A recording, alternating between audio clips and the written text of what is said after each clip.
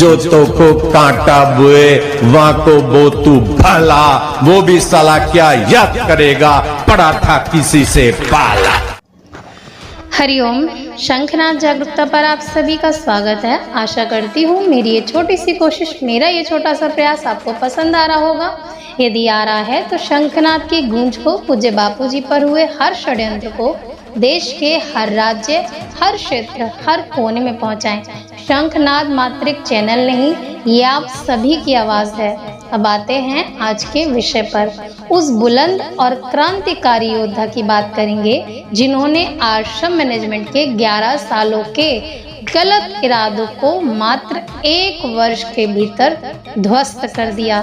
जी हाँ, स्वामी अमृतानंद जी, जिनकी बुलंद आवाज ने हम आम साधकों को पूज्य बापूजी पर हो रहे अत्याचारों के खिलाफ बोलना सिखाया, जिनके पुरुषार्थ ने हम लीलाधारी साधकों को भेड़ से जागरूक साधक बनाया, पूज्य बापूजी की उस पीड़ा का एहसास कराया जिन्हें हम आश्रमों के कीर्तनों के ढोल नगाड़ों में भूल गए थे। सुप्रचार रैलियों में नाचना और भंडारे खाना, यही हमारे लिए शिष्यत्व धर्म रह गया था। स्वामी अमृतानंद जी ने हमारी उस मुर्दा चेतना को जागृत किया। हम साधकों को, हम सबको एक धागे में पुनः पिरोकर एक माला के रूप में गठित किया और एक आवाज़ के लिए ध्यान केंद्रित कराया कि पूज्य बापूजी व्यास पीठ पर आए। महाराज जी के पुरुषार्थ से वो हुआ भी।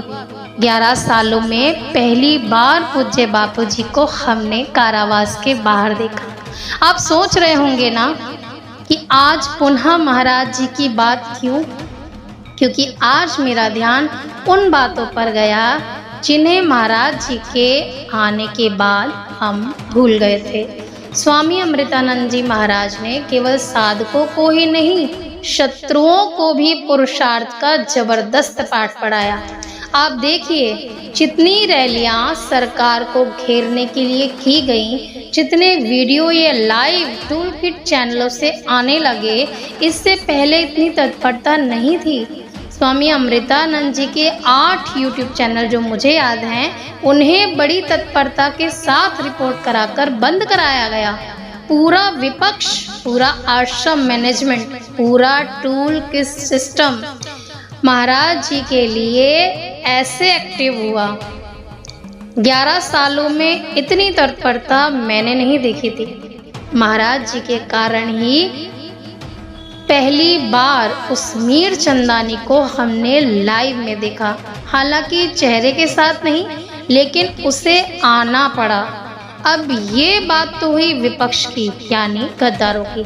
अब बात करते हैं जागरूक साधकों की भी, जिनमें हमने ऐसे ऐसे नाम और चेहरे देखे जिन्हें महाराज जी के आने से पहले हम आम साधक जानते भी नहीं थे। सबने बढ़ चढ़ कर महाराज जी की मुहिम का सहयोग किया। सब कंधे से कंधा मिलाकर महाराज जी के साथ चले, सबके खून खौलने लगे थे। लेकिन आज महाराज जी के जाने के बाद कहाँ गए वो लोग? कैसे वो उबलता हुआ खून ठंडा पड़ गया एकदम? कैसे वो चीखती हुई आवाज़ें दब गई फिर से? कैसे सब घरों में बैठ गए वापस?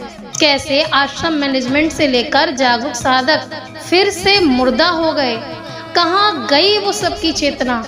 कहाँ गए वो चेहरे जिनसे लोगों को आस थी, उम्मीद थी? कहाँ गए वो जागरूक साधक जो आश्रम में फोन मिलाने की हिम्मत करने लगे थे, पूछने लगे थे आश्रम मैनेजमेंट से केस के बारे में? कहाँ गए वे लोग जिन्होंने जितेश्वर साहू का व्यासपीठ पर चढ़ने तक का विरोध कर दिया था? उसे व्यासपीठ पर चढ़ने भी नहीं दिया था। कहाँ गई वो चेतना? स्वामी अमृतानंद जी के जाते ही सबका खून ठंडा कैसे पड़ गया? महाराज जी क्या थे इस मुहिम, इन बातों से समझिए। और किसकी आंखों की चुभन या कांटा बन गए थे जो महाराज जी को प्लानिंग के साथ इस मुहिम से हटाया गया? हैरान हो गए ना? जी हाँ, महाराज जी को प्लानिंग के साथ ही इस मुहिम से हटाया गया और शत्रु बोध के अभाव के कारण हम जान भी नहीं पाए वो कौन थे। आगे आने वाले वीडियो में बताएंगे कैसे महाराज जी की इस मुहिम से, महाराज जी को इस मुहिम से पूरी प्लानिंग के साथ हटाया गया।